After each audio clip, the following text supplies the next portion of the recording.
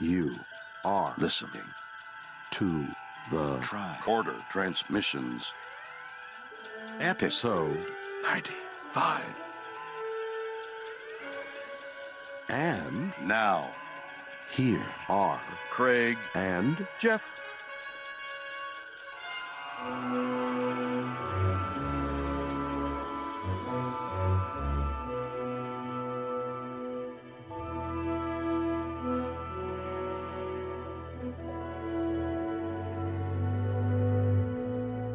Hello again, and welcome to the Tricorder Transmissions. This is episode number 95. Today we'll be covering Gold Key Comics issue number 15, Museum at the End of Time. We are your hosts, Jeff Hewlett. And Craig Cohen. Mr. Cohen, you know, one thing I noticed about this that I thought was a little bit weird right off the bat is they dropped the word "the" from the beginning of the title. It sounds strange. I want to read it as The Museum at the End of Time, but it just reads Museum at the End of Time. Yeah. Usually there was a "the" on all the other ones, I think. So we're still with writer Len Wein, artist Alberto Giletti yet again. Published in August of 1972. We've got 32 pages, and the star date, or at least the starting star date, is 2453.2, again, sometime in the 2260s. And one thing that I picked up on doing some research about this comic, and this is something we haven't gotten to yet, we'll be getting to there soon, but the story in this comic is very, very similar to an animated series episode called The Time Trap that would air a little more than a year or so after this comic was issued. So pretty interesting. Yeah, and I also wonder how long in advance the animated series was in development, because especially, close to 50 years ago, 40 some odd years ago, animation definitely took a lot longer than it does today. Oh, for sure. And that's one of the reasons why Filmation was as popular as it was back then, is because they found faster ways to animate by reusing certain things. And it's going to be fun to talk about the animated series when we get there. I think we were just talking before we started recording about how many more gold keys were between now and the start of the animated series, and it looks like about 5 more issues before we get to the official start of the animated series. So if anybody's wondering, we should be there the next month or two. Very, very cool. And speaking of animation, it's interesting to see that this is the same artist, and you can sort of tell once you get into the bulk of the issue that it is stylistically the same author or artist, but we've got some more consistent looks going on. Yeah, I noticed that too. Some of the characters that were a little more inconsistent. I think Kirk looks a lot more Shatner-like now than he did before, and Spock, of course, has looked pretty good for the whole run. But you get a couple of other faces in this issue that look almost exactly like their television counterpart. Although Scotty still a little off. Yeah, at least he's got the hair in the ballpark now. At least. Yeah, he's getting closer. And also, right on the cover, before I even opened the issue, I said, wow, so the Klingons are the bad guys in this episode, or this issue. Yeah, exactly. So, and they actually look like Klingons. Exactly. This time, as in the last issue where they were bald white guys. So it's kind of cool. And the Klingons actually get featured on the cover of this comic, which, and this is a really, really awesome cover, by the way. It's, you have a kind of a chunk of land floating in space with like a castle-like thing on it, and you've got Kirk and Spock floating in space, and you've got some Klingons also floating. They're having like kind of like a crossfire phaser fight while floating in space. It looks kind of like a Roger Dean painting, if anybody's familiar with Roger Dean's work. He did a lot of Yes album covers, but he did a lot of these floating islands in the sky kind of things. So it's pretty cool. And there's a little tagline on the cover that says, "The Enterprise crew and their enemies are trapped in a world that does not exist." So pretty enticing, I think. It's a pretty exciting cover. One of the most exciting covers I think we've seen so far. The illustrations really sort of indicate movement, which is always cool in comics. Yeah. Oh, yeah. Excellent. Yeah, the Enterprise guys are kind of leaning backwards, floating, and the Klingons are sort of floating towards them. So you kind of have a good action shot. It's a fun image. So, opening up the cover, you get the typical splash page that gives you some spoilers about something that's going to happen in the issue. And there is a block of text that I thought was pretty cool. It says, "Throughout time, there have been legends of missing ships, crafts that have left their homes never to be heard from again. What happens when the famous Starship Enterprise becomes one of these vanished vessels? Can Captain James T. Kirk and his companions Spock and McCoy rescue their craft from this timeless fate?" And McCoy is saying, "What happened? Where are we?" And there's this unidentified humanoid alien guy with white hair, and he answers, "Welcome, gentlemen, to the Museum of the Doomed. You shall never leave here alive." And there are a couple other alien guys in the background. One has like these green insect-looking eyes, which is pretty cool. And there's the expected bald white guy hanging out there too. Talking about colors, though, it's interesting to note once again McCoy's tunic. Oh, I didn't pick up on that. What color is it? It's green, right, or yellowish green? Is it? I don't have the book in front of me, but wow, I didn't pick up on that. Any other observations about the blurb page here, the splash page? I like how it's sort of a little misleading. It makes you think that the white-haired gentleman is a little more sinister than he really is. Yeah, it sets him up to be the villain of the comic, but that's not necessarily the way that it turns out. But that is getting into spoiler territory, and we forgot to give the spoiler countdown. Sorry, everybody, but we haven't actually started talking about the story itself. So we've only spoiled the cover and the blurb page. So we'll give you the official spoiler countdown now and apologize. So we're going to start talking about the actual story in 3, 2, 1. All right, so they jump right into the action on this, which I really thought was cool. So the Enterprise starts out by detecting a Klingon battle cruiser trespassing into Federation territory, and they surmise that it's on some sort of scouting mission and give chase. And while they're pursuing it, Spock picks up on his sensors that there's something coming closer to them, or some kind of a space anomaly is getting closer and closer. And before they know it, the Enterprise gets sucked into a vortex of rampant star nodes and galactic debris. And they kind of get trapped in there. So Kirk orders Scotty to head into the storm's current and use the full warp power to break free. And fortunately, it works, and the ship is flung out of the storm at a tremendous rate of speed. So after regaining control of the ship, Spock is unable to get any readings whatsoever. According to the sensors, Spock says the ship is nowhere. Just then, the view screen lights up, and an old guy with white hair appears and tells the crew not to fear. He says the ship is safe and follow his beam to this castle.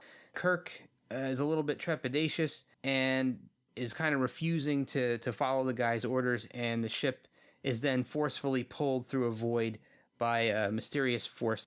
And the Enterprise arrives at this huge floating island in space with a large building on it, and there are spaceships of every kind floating nearby. So it looks like some sort of a ship graveyard. So we'll stop here and we'll talk through this beginning section. Craig, do you have any observations on this beginning introduction? Did we get a continuity callback from, I think, last issue about escaping the B Gamma Maelstrom? Yeah, you're right. Yeah, they did. They had to escape that maelstrom when they were flying that ambassador around in the last issue. Good call. I had totally forgotten about that. And the interesting thing about it is Kirk references it, but wasn't it his double that pulled that off? Yeah. It was the fake Kirk.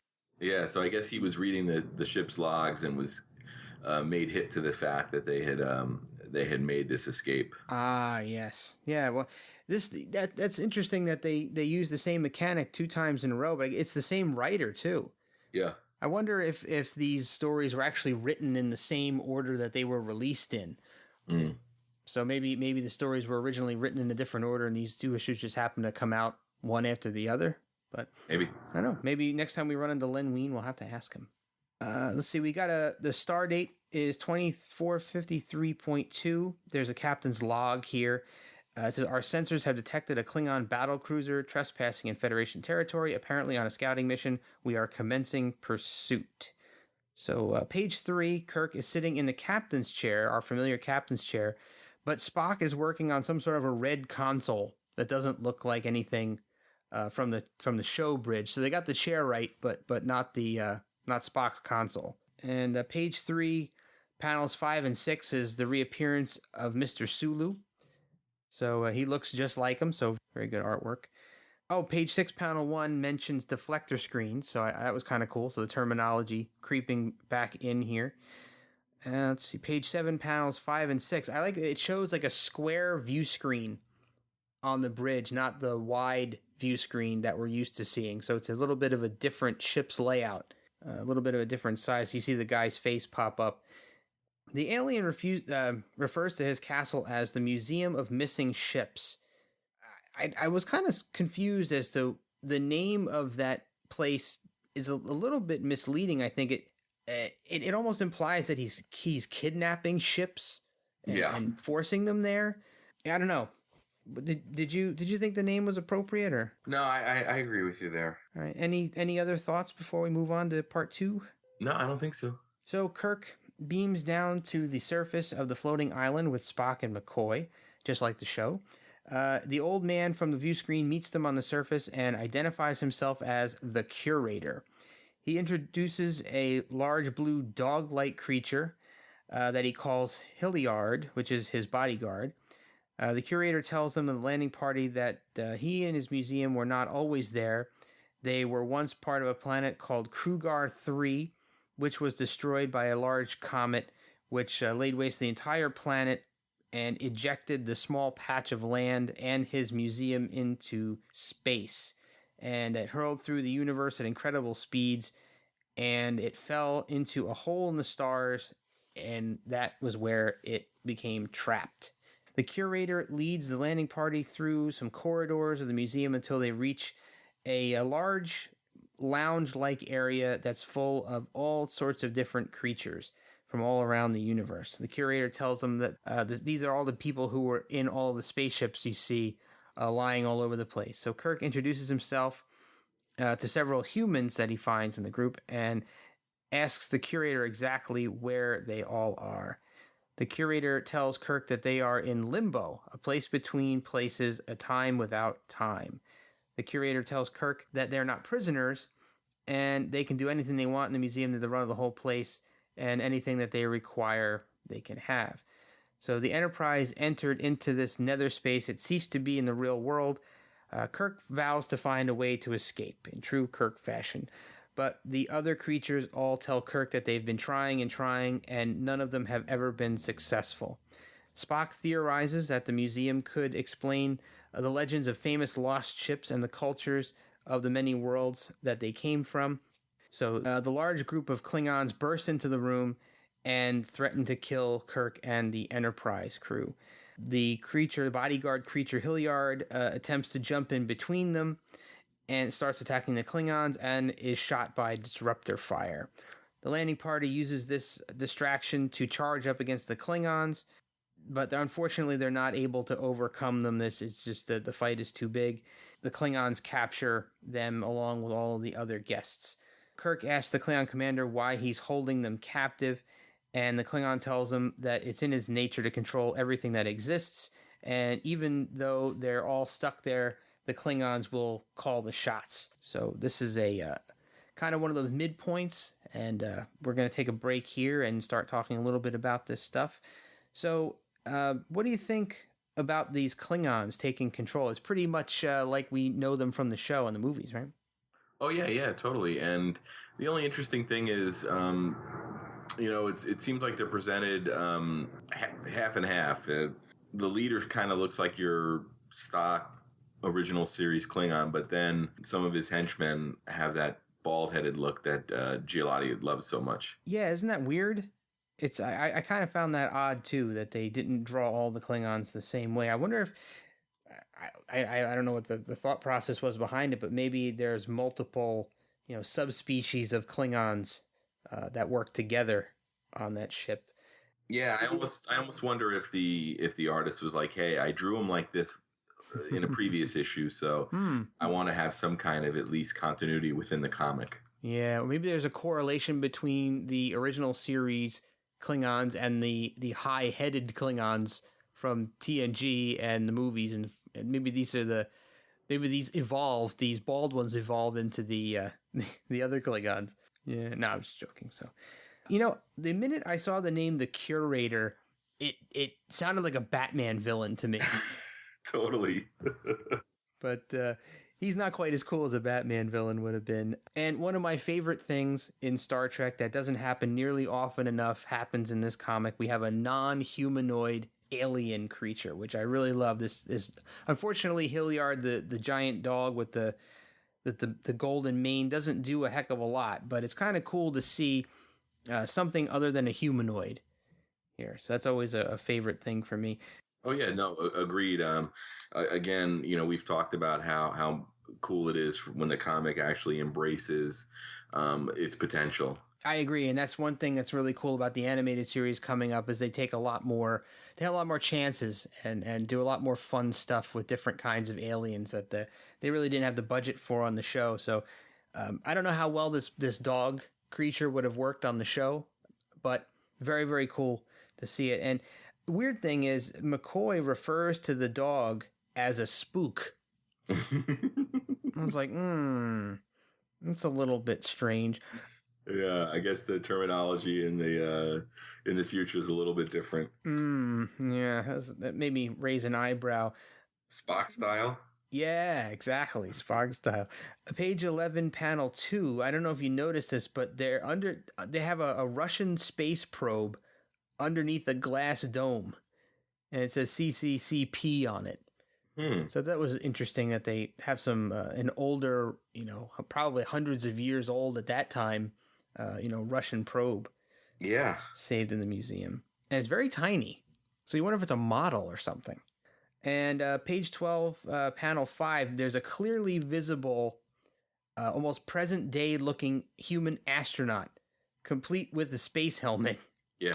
So what does that imply? Does that imply that people from our present day, yours and my present day, are have been captured into this vortex and are living there? So I mean, like maybe somebody that went up in a space shuttle, or someone from like the International Space Station somehow got sucked into this thing. Yeah, and that makes this story in this issue a little problematic.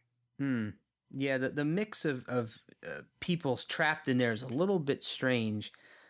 And did you notice on page 14, panel 5, the Klingon that bursts in kind of looks like he's dressed up like Robin Hood? Yes. Yeah, he's almost like he should be traipsing through a forest, but right. Yeah. So getting ready to move on to the next part. Craig, anything to say before we do? Nope. Okay. So Hilliard shows up. The crew is still being held captive by the Klingons, and Hilliard is actually still alive. He's weak, but he's there, and he chews through the bonds that are keeping them all tied up and frees them. So they take advantage of this surprise and attack the Klingons and regain one of their communicators. Kirk calls up to the Enterprise, and Scotty beams the landing party out just in time. So you got the cool shot of the phaser beams, the disruptor beams shooting through their partially transparent bodies as they beam away. Scotty beams up the other museum guests along with the curator to save everybody from the Klingons. So the guests all agree to help Kirk and crew fight the Klingons, and all beam back to the surface armed with phasers from the Enterprise.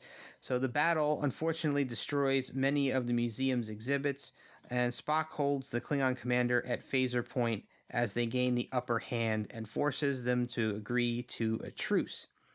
Spock explains that the limbo that they're in is decaying rapidly and dying, and that will within several hours the whole area will reach the end of its cycle, and with an explosion will shatter worlds nearby. And he tells them that the dimensional gate can be opened if a sufficient amount of force is applied to it. So we're getting kind of close to the end here, so we're going to take one more quick break before closing up the story. There's another captain's log here, and the star date is none in capital letters, None. So it says, caught in a cosmic storm, the Enterprise has been hurled through a hole in space and into the netherworld called Limbo. And to add to our problems, the Klingon battle cruiser has found its way here as well. One thing I noticed in this issue here, and page 17, panel 3 is an example of this. The Klingon leader is unnamed. Yeah, he's just a Klingon. And Kirk actually just calls him Klingon. Mm-hmm. So this is just an unknown Klingon. It seems like this could have been an opportunity for them to either use a Klingon name from the show and recur one of the Klingons who'd been in TOS already, or invent a new one. I'm surprised. I mean, they've given all the villains in past issues names, but they decided not to name this Klingon. Yeah, very, very weird. And let's see, the Klingons, to me in this issue, the Klingons actually kind of look like Vulcans with facial hair when you get up close to them. Yes. Yeah, they're not quite exactly close to the Klingons in the show, but closer. Yeah. Were you expecting the Vulcan nerve pinch when Spock reappeared? Yes, I was. And I don't think we've actually seen a Vulcan nerve pinch in the comic yet. Yeah, we have not. Yeah, I didn't think of that. Yeah, I got really I sat up in my chair when I was reading it and said, "Oh, I think we're going to get it." Oh, I wonder. Now you're making me wonder, what issue are we finally going to get a Vulcan neck pinch? Have we seen a mind meld yet? No, we haven't really seen much of what Spock can do. Yeah. Huh. We'll have to keep our eyes peeled as we're getting further into this series and see, and make sure we point out when these things first occur. So maybe we need another writer change before those things happen.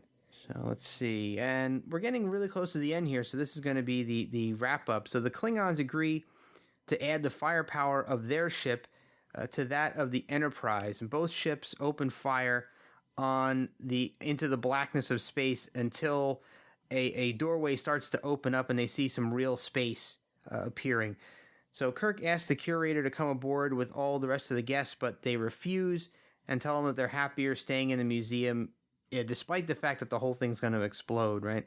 Yes. And that they would be nothing but oddities in the real world because they've been gone for so long. Everybody they know is long gone. So he bids the Enterprise crew farewell, and the Enterprise and the Klingon battle cruiser leave. And just as they exit, a blinding flash signals the close of the gateway. So Kirk and the Klingon commander agree that it would be kind of silly, to work together for one moment and then destroy each other in the next one. But however, the Klingon tells them that the next time they meet, the truce is over. So the Enterprise sets course for Starbase 9 and some repairs. So our heroes are off again. That wraps up the story, Craig. What did you think the ending was good or anticlimactic, or? I think this whole episode was kind of issue was kind of underwhelming. It seemed like it was all concept and just became sort of a connect the dots type of experiment. But it really did set up the Klingons and got them more in alignment with the Klingons we know from the series. And the ending especially sort of stages them as a potential villain for, upcoming issues. Yeah, it's nice to see them reestablished here in the comic series because, they weren't in TOS all that much, but they probably were the alien race that reoccurred the most. Mm-hmm. So, and we know in the future, the Klingons become a very, very big archenemy or main enemy that we see over and over again. So it's kind of cool that they're bringing them in to Gold Key. We had them 2 issues in a row, and I haven't read any further than where we are, so I don't know if we see them again in the next issue or in the next few. So one question I have about Limbo. In Limbo, do you not need to eat or use restroom facilities or do anything else to sustain your being? That's a good question, because I was wondering how they got food and drinks and stuff in Limbo, since they don't really have any space to grow anything on that little island they're floating on. Yeah. And you can't expect them to get any kind of deliveries or anything, no supplies. Yeah, and the planet didn't look like it had the ability to produce on its own. It was something I thought about. Yeah, no, it's a good thought, and definitely could be a topic of a long discussion because, I mean, they've been there for so long. You would think that without a consistent source of food and water, either they'd all be dead or they somehow don't need it. Yeah. But, I mean, they don't really go into the concept of limbo too much. I mean, does time stop there and everybody's just frozen at their current age, and I guess their metabolisms, maybe they don't need to eat, but yeah, and I would imagine the plumbing would be well backed up by now. Page 20, panel 2. I like Kirk gives kind of a short version of one of his inspirational speeches from the show to kind of rally everybody together. On page 22, in the second panel, there's a blurb there that I thought was a little bit strange. It says, "For centuries, war has been the bane of man's existence, a senseless slaughter for gain of property or fame, or perhaps freedom. How much more senseless must this battle be? A struggle to gain control of a floating patch of dirt where none of the combatants can ever truly be free." And it wasn't somebody saying that. It was just like a writer's note, or yes. It was something for, specifically for the audience to try to, I guess, to set a tone or to let you know what the author thought about the situation or make you think about it. I thought that was very weird and very out of place because I don't think we've ever seen anything in the prior issues where it wasn't a captain's log or, somebody saying something or an excerpt from a book or something that they're looking at. But this just was a just floating, disconnected piece of text. Yeah, that's a good point, because a lot of times we have gotten the author's voice only when sort of describing something, and this looks like it's taking description a couple steps further. Yeah, and did you find it a little too convenient that Limbo was coming to an end, I mean, just as they arrived there? It seemed very Star Trek to me, though, at the same time. That's true. Good point. Okay, I won't argue. Page 24, panel 5, the Klingon bird of prey makes its first appearance. Yes. The battle cruiser, and it's drawn accurately. So that's pretty awesome. Yeah, I almost feel like the series finally found its way to Italy. Yeah, because that was really neat. I was very, very happy. I was almost kind of shocked when I turned the page and saw that. They got the shuttlecraft wrong in one of the prior issues, so nice to see that the Klingon ship is now part of it. Did the people refusing to leave Limbo remind you of the Nexus in Star Trek Generations at all? Oh yeah. Yeah. I guess maybe because they felt they were gonna live forever, so they just figure, well, we'll just hang out here instead. Yeah. But it's not exactly like a utopia like the Nexus is. No, not at all. Yeah, I guess you really have to like the people you're stuck in the Limbo with, right? Yeah. Yeah, I mean, if you didn't get along, I mean, there's a very small quarters. I mean, if you didn't get along with one or two, that could get a little annoying. Yeah. Let's see. Final Captain's Log, Stardate 2453.8. So they did have a little bit of time that passed. It says, further investigation of the Klingon craft proved it was not hostile. We are returning to the starbase for minor repairs. Nothing unusual to report. What does that mean? Not hostile. Well, they were hostile, and then they weren't hostile. Yeah. I guess the truce made them non-hostile, at least for the time being. I mean, I don't know what's to stop the Klingons from turning around and chasing them down after that. Exactly. Yeah, it seems like a very Klingon thing to do. I don't think they would be honorable and honor the truce any longer than they needed to. Any final thoughts on this issue?